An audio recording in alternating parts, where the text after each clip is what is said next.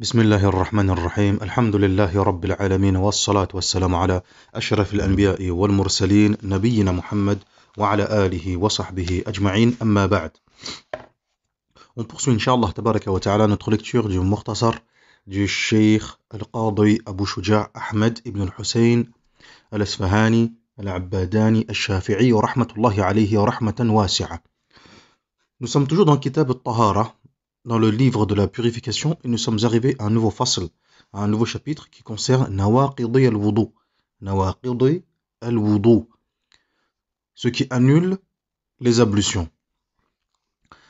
قال الشيخ رحمه الله تعالى فصل في نواقض الوضوء والذي ينقض الوضوء 6 أشياء ما خرج من السبيلين والنوم على غير رئة المتمكن وزوال العقل بسكر أو مرض ولمس الرجل المرأة الأجنبية من غير حائل ومس فرج الآدمي بباطن الكف ومس حلقة دبره على الجديد. Donc, nous sommes toujours à la page 20 pour ceux qui ont le matn Mukhtasar Abu Shuja' avec la traduction de l'édition Nour. Donc, on est toujours à la page 20 et 21. Donc, ici, Al-Qadi Abu Shuja' rahimahullah ta'ala, qu'est-ce qu'il nous dit? Il nous dit الذي ينقض الوضوء 6 أشياء. Donc, fasl, les circonstances qui annulent la petite ablution, elles sont au nombre de 6. Premier élément, première chose, évacuer du corps une substance quelconque par les 2 orifices. Deuxième chose, dormir, sauf quand on s'endort en restant assis. Troisième chose, perdre connaissance pour cause d'ébriété ou de maladie. Quatrième chose, le fait qu'un homme touche une femme étrangère, entre parenthèses à sa famille, par contact direct des 2 peaux. Cinquième chose, toucher les parties génitales de tout être humain avec l'intérieur de la main. Sixième chose, toucher l'anus d'après l'opinion émise par l'imam al-Shafi'i dans sa seconde période, al-Jadid. Donc ici, Al-Qadi Abu Shuja' rahmatullahi alayhi, ici le cheikh, il mentionne donc ce qui annule les ablutions. Ma yanqudu al-wudu, ay ma yubtilu. Donc tout ce qui va annuler, abroger, faire en sorte que la personne sera dans l'obligation, si celui-ci veut toucher le Coran, faire le tawaf, prier, etc., il sera dans l'obligation de refaire ses ablutions à nouveau. Donc, qu'est-ce que nous dit Al-Qadi Abu Shuja' rahimahullah ta'ala? قال الشيخ ما خرج من السبيلين. Tout ce qui sort des 2 orifices, ce qu'on appelle as-sabilayn, les 2 orifices. قال ابن قاسم الغزي رحمه الله تعالى قال أي القبل والدبر, c'est-à-dire devant comme derrière. هذا هو, devant comme derrière. Que ce qui sort soit quelque chose de mu'tadan, que ce qui sort soit usuel, comme l'urine et les excréments, ou quelque chose de inhabituel, comme du sang ou autre. Donc tout ceci annule les ablutions. Tout ce qui sort de devant et derrière, ça annule les ablutions. Les gaz, urine, du sang, peu importe. ما خرج من السبيلين مطلقا. Deuxième élément, deuxième chose, قال الشيخ النوم على غير هيئة المتمكن. Dormir. النوم على غير هيئة المتمكن. Dormir, sauf, donc ici le traducteur nous dit Jazakallah khair, sauf quand on s'endort en restant assis. Mais ici, littéralement, qu'est-ce que dit Cheikh Abu Shuja'? Littéralement, il dit dormir, excepté pour celui qui est dans une position qu'il maîtrise. Qu'est-ce que ça veut dire? Les fuqaha shafi'iyya, ils font la distinction entre deux positions. La position qu'on appelle une position de telle sorte que celui qui dort maîtrise, c'est-à-dire qu'il maîtrise son corps. Il est dans une position qu'on appelle le hay'a al-mutamakkin. Donc il maîtrise son corps. Il sait parfaitement si quelque chose s'est échappé, un gaz en l'occurrence, ou non. Ou la pose qu'il a utilisée est de telle sorte que, justement, rien ne peut s'évacuer. Par exemple, s'il est assis et tout, etc., il a akhrihi, s'il est bien assis, les jambes croisées, etc., par exemple, ben, il est dans une position telle que si quelque chose s'échappe, il va l'entendre, il va le sentir, et il est dans une position telle aussi également que ben, cela empêche que il y ait une quelconque euh, émission de gaz ou autre, etc. Étant donné que ça va empêcher justement que quelque chose puisse s'échapper ila akhirih. Donc ils appellent ça la position al-mutamakkin. Donc, qu'est-ce qu'on entend par mutamakkin? Donc deux choses. La première, c'est que il est conscient de ce qui se passe autour de lui. Taïb, il maîtrise son corps, la situation, etc. Et ça arrive à beaucoup. Taïb. Et deuxième chose, c'est que la position qu'il a utilisée empêche qu'il y ait que des gaz s'échappent ou autre. Donc on appelle ça hay'at al-mutamakkin. Donc dormir s'endormir de cette façon-là, la yanqud al-wudu. Un homme, quand c'est une position dont il maîtrise, ça annule pas les ablutions. Par contre, si c'est une autre position, هذا ينقض الوضوء. C'est pour ça que Cheikh dit النوم على غير هيئة المتمكن. Celui qui dort, celui qui s'est endormi, mais qui a dormi dans une autre position que celui qui, barakallahu fik, qui est dans une position qu'il maîtrise. Donc, dormir, cela annule les ablutions. On verra par la suite, Inch'Allah, tabaraka wa ta'ala, en détail, avec les nusus, les textes sur la question, etc. ila akhirihi. Ensuite, troisième point, zawal al-aqli bis-sukrin ou marad. Zawal al-aqli bis-sukrin ou marad. Troisième point, la perte de connaissance. Pour cause d'ébriété ou de maladie. Le fuqaha shafi'iyya, les fuqaha, ils disent également aussi, quoi donc? Ébriété, maladie, folie, donc folie, même s'il est devenu fou. Si c'est évanoui, s'il est dans le coma, comme dit le traducteur ici, dans la marge, choc émotionnel, etc. À partir du moment où l'abd, il a perdu connaissance, zawal al-aql, bisukrin ou marad, tout ceci quoi donc annule ses ablutions. Alayhi tajdid al-wudu. Il se doit, si celui-ci veut prier, faire le tawaf, lire le Coran, etc., il se doit de refaire à nouveau ses ablutions. Quatrième point, quatrième mas'ala, quatrième annulatif des ablutions, لمس الرجل المرأة الأجنبية من غير حائل. Touche le fait qu'un homme touche une femme étrangère à sa famille par contact direct des deux peaux. Oh, ça c'est une mas'ala, comme on dit, من المسائل التي تفرد بها الشافعية. Ceci fait partie des sujets avec lesquels les shafi'iyya se sont singularisés par leur opinion. التي تفرد بها الشافعية. طيب, il y en entend on entend beaucoup des personnes donc débattre sur cette question. Est-ce que toucher une femme étrangère annule les ablutions ou non? Mais quelle femme? Est-ce que c'est même toutes les femmes? Est-ce que c'est une femme de la famille? Est-ce que, etc. ila akhrihi. On a pu voir et entendre souvent des discussions sur la question. Et bien ici, Inch'Allah, tabaraka wa ta'ala, on va essayer d'expliquer et de détailler la mas'ala. Les shafi'iyya, al-mu'tamad, l'opinion al-mu'tamad officielle du madhab, c'est que lorsqu'un homme touche une femme étrangère, al-ajnabiyya. Mais qu'est-ce qu'on entend par al-ajnabiyya? Ça c'est important à préciser. Toute femme étrangère par contact direct, peau contre peau, cela annule les ablutions. Al-lamis wal malmous. Le toucher, celui qui touche et le toucher. Celui qui touche et également le toucher. Ceci est la position donc officielle du madhab. طيب. Maintenant, qu'est-ce qu'on entend par toucher et qu'est-ce qu'on entend par étrangère ou étranger, car ça va dans les deux sens. Ce qu'on entend par toucher, ikhwan, barakallahu fikum, c'est le contact direct peau contre peau. Peau contre peau uniquement. C'est-à-dire, toucher les cheveux n'annule pas les ablutions. Toucher les ongles n'annule pas les ablutions. Toucher sur la peau, sur un vêtement, pardon, un ha'il, ce qu'on appelle un ha'il ici, ce qu'il dit sheikh. Le sheikh, il dit min ghayri ha'il,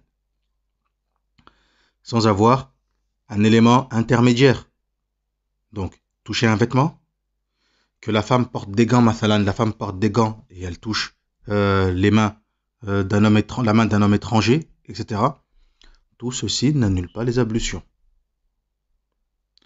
Ce que l'on entend par là, c'est le contact peau contre peau. Toucher une dent, toucher la dent, n'annule pas les ablutions. Alors la dent, les ongles, les cheveux. Et également, si on a un ha'il, un vêtement, un tissu, des gants ou autre, etc. Ça aussi, ça n'annule pas les ablutions. Wadih? Jamil. Maintenant, barakallahu fikum, qu'est-ce que l'on entend par étrangère ou étranger? Al-ajnabiyya, ce qu'on appelle al-ajnabiyya.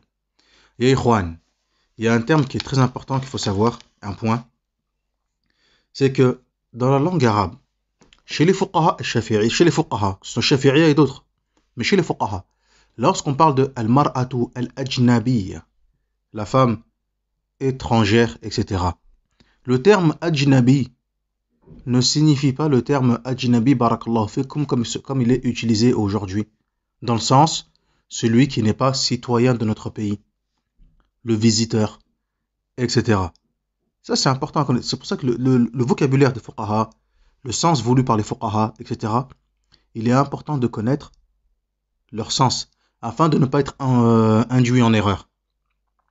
Sheikhuna Cheikh Ahmed bin Ali al-Maqrami, hafidhahullah ta'ala, d'ailleurs qui est très malade en ce moment, shafahullah tabaraka wa ta'ala wa afah, nous a raconté une anecdote où il faisait un dars fil haram. Il faisait un cours fil haram al-Madani, donc à la mosquée de Medina, comme d'habitude, là où il a sa halqa pour les durous shafi'iyya, halqat al-shafi'iyya. Et il a évoqué cette mas'ala. Donc la mas'ala, le fait qu'un homme touche une femme étrangère sans ha'il, sans un quelconque intermédiaire, que ce soit, barakallahu fikum, un tissu ou autre, etc. Il emploie le terme al-mar'atu al-ajnabiyya. Al-mar'atu al-ajnabiyya. Et là, quelqu'un dans l'assemblée, il a entendu ce terme-là. Al-mar'a al-ajnabiyya. La femme étrangère. Mais lui, il a pensé quoi donc? Une femme étrangère au pays. Donc, qu'est-ce qu'il a répondu? Il a dit, parce que la femme saoudienne, elle n'annule pas les ablutions. Donc, lui, il a compris le terme comment? Il a compris que le terme al-ajnabiyya ici signifiait l'étranger. Celui qui n'est pas citoyen du pays. Le non-résident. Là, qu'est-ce qu'on entend par femme étrangère aussi également? Une femme étrangère, ça ne veut pas dire forcément une femme qui est, barakallahu fikum, étrangère au foyer, de dehors, qu'on ne connaît pas, etc. Là, abadan. Abadan. Ce qu'on entend, car des fois, certaines personnes, c'est ce qu'ils pensent. Du moins, c'est ce qu'ils comprennent par le terme ajnabi. Donc, lorsqu'on dit une femme étrangère ou bien un homme étranger, ils s'imaginent étranger au foyer, qu'on ne connaît pas, un inconnu. C'est pas ça le murad. C'est pas ce qui est voulu. Ce n'est pas ce qui est voulu. Ici, le traducteur a traduit, donc, en note 25, en note 23, pardon, il dit, autrement dit, une femme avec laquelle il ne lui est pas interdit de se marier au degré prohibé. Une femme avec laquelle il ne lui est pas interdit de se marier au degré prohibé. Oui. Qu'est-ce que ça veut dire? C'est-à-dire qu'en fait, la femme étrangère ici, la femme étrangère, c'est toute femme avec laquelle l'homme peut se marier. C'est ce qu'on entend, c'est ce que disent les fuqaha, c'est ce que veulent dire les fuqaha lorsqu'ici ils parlent de femmes étrangères et d'hommes étrangers. C'est une femme ou un homme, donc une femme pour un homme et un homme pour une femme, avec lequel elle peut se marier. طيب هذا هو. Donc dans cette situation, barakallahu fikum, il y a uniquement trois cas de femmes ou d'hommes qui sont exclus. Uniquement. طيب. Ne sont exclus ici ce qu'on appelle les mahrams. Mais attention, car il y a deux types de mahram. On a le mahram al-abadi ou le mahram al-mu'aqqat. On a le mahram, c'est-à-dire celui qu'on ne peut épouser. Mais ils sont de deux types. Il y a ceux qu'on ne peut pas épouser de façon éternelle, abadan. Il y a ceux qu'on ne peut pas épouser de façon temporaire. Ceux qu'on ne peut pas épouser de façon éternelle, abadan. Par exemple, l'homme ne peut pas épouser sa sœur de sang. Cela n'est pas possible. Hada muharram. Lil abad. Il ne peut pas épouser sa tante. Lil abad. Abadan. Ce sont ces types de personnes qui sont exclus. Ceux qu'on ne peut pas épouser, mais de façon éternelle. Lil abad. Par contre, les mahram qu'on appelle mahram al-mu'aqqat, temporaires, comme par exemple, un homme, il lui est interdit d'épouser la sœur de son épouse. Il est interdit à l'homme d'épouser la sœur de son épouse. Est-ce que c'est un mahram pour elle pour autant? Là, c'est un mahram temporaire. Tant qu'il est toujours marié avec Zubida, dans ce cas-là, barakallahu fikum, Fatima lui restera interdite. Mais s'il divorce de Zubida, ou bien Zubida elle décède, dans ce cas-là, la porte de Fatima, la porte du mariage avec Fatima, lui est à nouveau ouverte. Il n'y a pas de souci. On appelle ça un mahram mu'aqqat. C'est un mahram qui est temporaire. Ceux-là, c'est eux qui sont concernés, barakallahu fikum. Ils sont également concernés par le fait de, si on touche, ça annule les ablutions. Les seuls qui sont exclus, c'est ceux qui nous sont interdits de façon éternelle, lil abad. Et ils sont de trois catégories. Ceux qui nous sont interdits par le sang, an-nasab, comme pour l'homme par exemple, sa mère, ses sœurs, ses tantes, etc. Ceux qui sont interdits par l'allaitement, ar-rada'a, encore une fois, sa mère de lait, sœur de lait, car comme elle a dit le prophète sallallahu alayhi wa sallam, mais ça on le verra par la suite, mais comme il a dit, hurma fi dam, hurma fi rada'a ma hurma fi dam, et interdit par le sang ce qui est interdit par le lait. طيب يا إخوان. Et ensuite, musahara. Musahara. طيب. Musahara, barakallahu fikum, c'est quoi? C'est par le lien du mariage. Par lien du mariage. Mais par le lien du mariage, c'est pas n'importe qui. On a dit tout à l'heure, la sœur de l'épouse, par exemple, elle n'est pas concernée. Qui est concerné par Musahara? Ce qui est concerné par Musahara, c'est un nombre bien précis de personnes. On va les mentionner. Donc, ce qui va être concerné par ce qu'on appelle le lien du mariage par alliance, ça va être Zawjatul Ab, l'épouse du père. L'épouse du père. Donc, Zawjatul Ab est interdite pour le fils. Moi, mon père, épouse une nouvelle femme, celle-ci m'est interdite. Donc, celle-ci n'est pas concernée par le fait que je perde mes ablutions si je la touche. Elle m'est interdite lil abad. Lil abad. Zawjatul Ab. Zawjatul Ibn, l'épouse de mon fils. L'épouse de mon fils. Taïb. Troisième cas, troisième personne. Zawja, la mère de mon épouse. La mère de mon épouse, elle n'est pas concernée. Elle m'est interdite lil abad. Donc celle-ci, la toucher sa main, taïb, lui faire la bise pour la saluer, etc. Cela n'annule pas les ablutions. Zawja, la mère de l'épouse.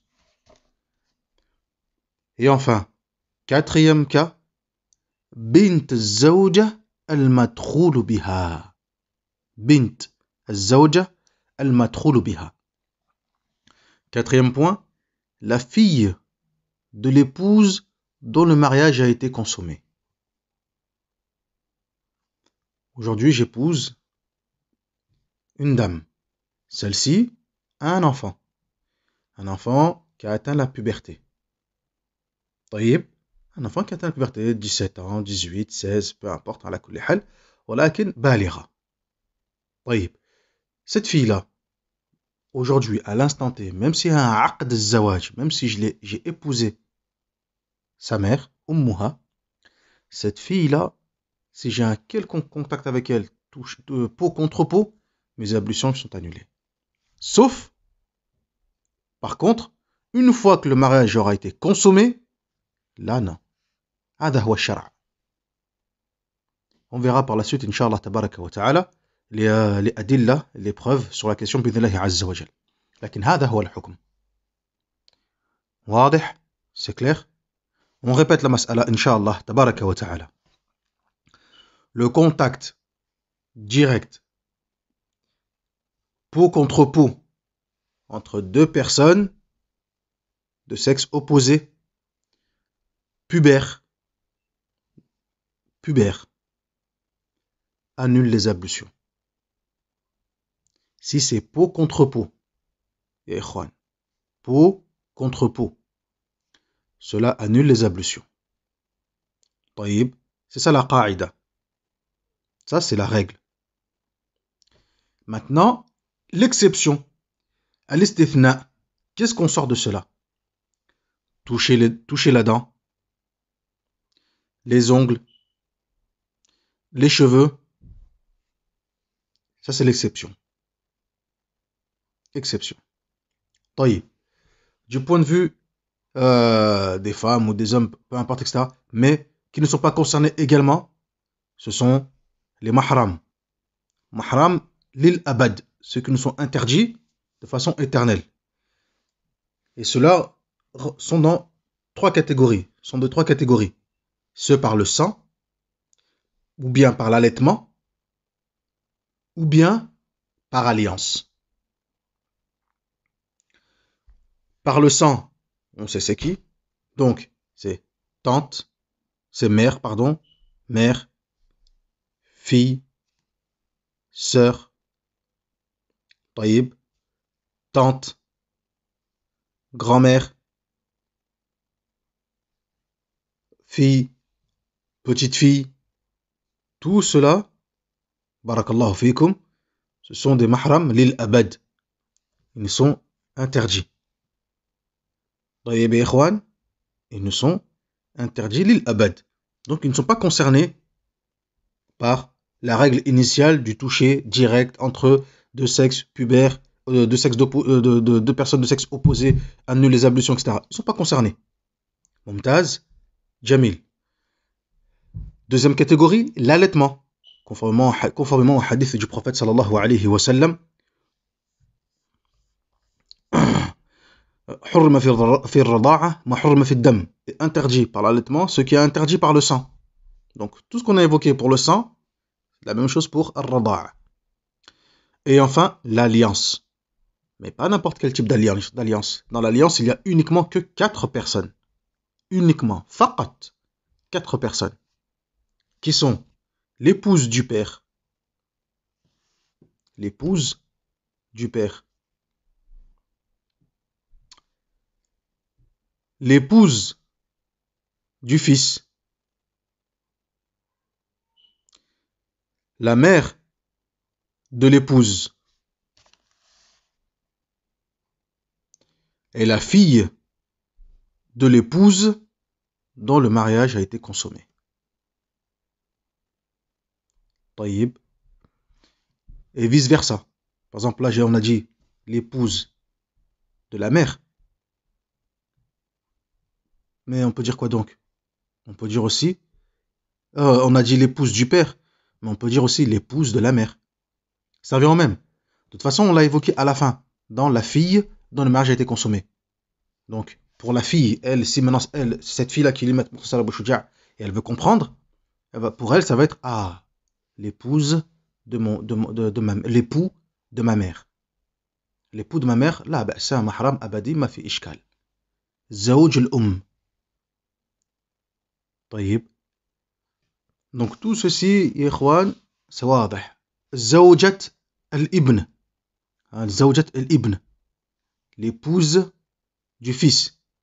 Tout comme l'époux de la fille pour la mère. زوج البنت. زوج البنت. Donc pour la mère, ça va être l'époux de sa fille. L'époux de sa fille. Mais ça, c'est aussi mentionné lorsqu'on parle de Zawja. Az-Zawja. Car pour l'épouse du fils, si on dit, on inverse, et on dit l'époux de la fille, par conséquent, na'am, pour la mère, l'époux de sa fille, na'am, lui sera interdit, mais ça c'est mentionné lorsqu'on a parlé de Zawja, car pour ce dernier, ce sera Zawja, la mère de son épouse. طيب, المهم, على كل حال, gardez juste ça en tête. طيب, que ce soit vice-versa, etc., tout est mentionné على كل حال. On prend زوجة الأب, زوجة الابن, الزوجة, وبنت الزوجة المدخول بها.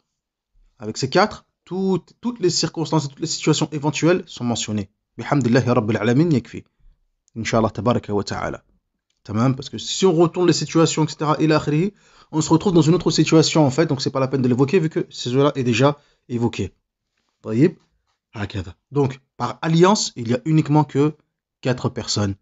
On répète, Zawjatul Ab, l'épouse du père, Zawjatul Ibn, l'épouse du fils, la mère de l'épouse, Zawja, wa bint al-Zawja al-Madkhulu biha, la fille de l'épouse dont le mariage a été consommé. Si le mariage n'est pas consommé, là, hada shartun muhim. Ça, c'est une condition importante. Si le mariage n'a pas été consommé, fala. Une fois que le mariage est consommé, na'am. Mashi. طيب. Jamil. Donc, avec cela, Inch'Allah tabaraka wa ta'ala, هذا هو المسألة. وهذا هو المعتمد. Et ceci est la position officielle عند الفقهاء الشافعية. طيب. تمام. Pour ceux qui sont shafi'i le madhab et pour ceux qui sont shafi'i, c'est-à-dire qu'ils n'ont pas forcément été shafi'i parce que voilà, ils sont intéressés, ils veulent étudier le fiqh et ils sont tournés vers le fiqh shafi'i, etc. Mais c'est le madhab officiel dans leur contrée, dans leur région, dans leur pays, dans leur famille, etc. Ils ont sans doute été confrontés aussi à une situation où parfois, par exemple, la maman, la mère, al-walida, ou la tante, ou autre, etc., on pu leur dire non mais attention, tu vas toucher les mains donc il faut que tu fasses l'ablution, etc. car ça annule les ablutions, etc. Or, on vient de voir ici que la mère, la tante, les sœurs, etc. elles ne sont pas concernées. Mais attention, ceci n'est pas sorti de leur tête comme ça par hasard. La abadan. Abadan. Sahih que le mu'tamad عند الشافعية, la règle et ce que nous venons de dénoncer, ولكن في القديم, dans le qadim du madhab al-shafi'i, les sœurs, la maman, etc. étaient également concernés par la qa'ida. هذا c'est un قول عند الشافعية وهو القول القديم de l'imam al-Shafi'i رحمه الله تعالى. طيب, j'ai mentionné cela, barakallahu fiikum. Voilà, juste min bab al-fa'ida, s'il y a des personnes qui ont déjà été dans ce genre de situation. Dans ce cas-là, il faut juste expliquer que na'am sahih, il y a un qawl comme ça également, عندنا في القديم, ولكن هذا قول مرجوح. Mais c'est un qawl, barakallahu fiikum, qui a été délaissé par la suite au regard des adillas et des preuves qui sont beaucoup plus fortes sur le fait que les membres de la famille directe, sœur, mère, tante, etc., ne sont pas concernés. وهذا هو المعتمد عندنا في المذهب. Cinquième élément, donc avec ça on termine donc la quatrième partie, en espérant que ceci est clair, Inch'Allah, tabaraka wa ta'ala. S'il y a des questions encore sur le sujet, il ne faut pas hésiter, bidnillahi azza wa jal. Ensuite, cinquième élément, ومس فرج الآدمي بباطن الكف. Que le fait de toucher les parties génitales de tout être humain avec l'intérieur de la main. باطن الكف. Donc toucher les parties génitales de tout être humain.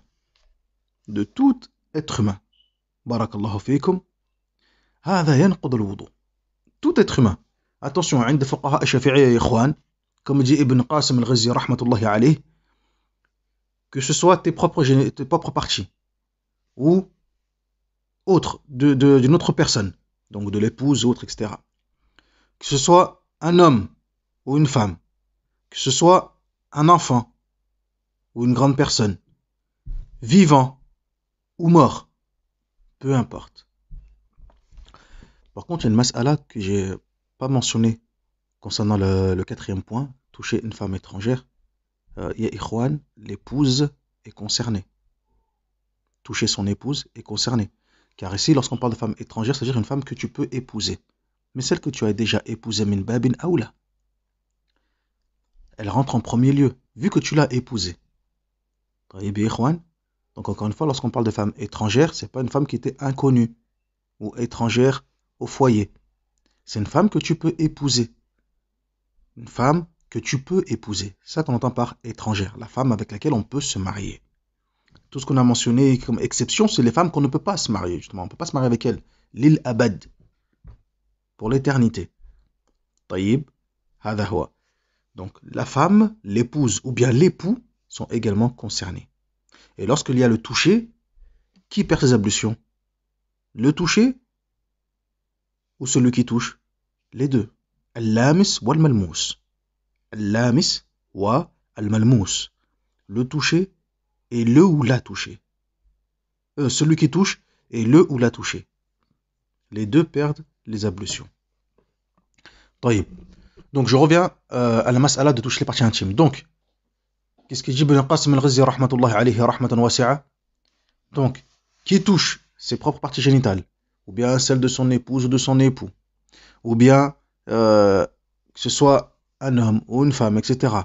Peu importe. Ou l'enfant, ou bien les grands, vivants ou morts, ceci annule les ablutions. ثم قال الشيخ رحمه الله تعالى ومس حلقة دبره على الجديد, et toucher également l'anus d'après l'opinion على الجديد, la nouvelle opinion émise par l'imam al-Shafi'i. Alors, lorsqu'on dit toucher les parties génitales avec l'intérieur de la main, bibatin al-kaf, comme il dit ici dans la marge, la paume de la main, la face palmaire des doigts, ce qu'on appelle boutoun al-asabi', donc la face palmaire des doigts. Par contre, toucher ces parties par le bout des doigts, ce qu'on appelle ru'us al-asabi', etc., ou bien le côté des doigts, cela n'annule pas les ablutions. هذا صحيح.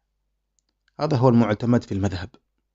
Ce qui est considéré comme étant un toucher, c'est lorsqu'on touche avec باطن الكف, l'intérieur de la main. بطون الأصابع. Mais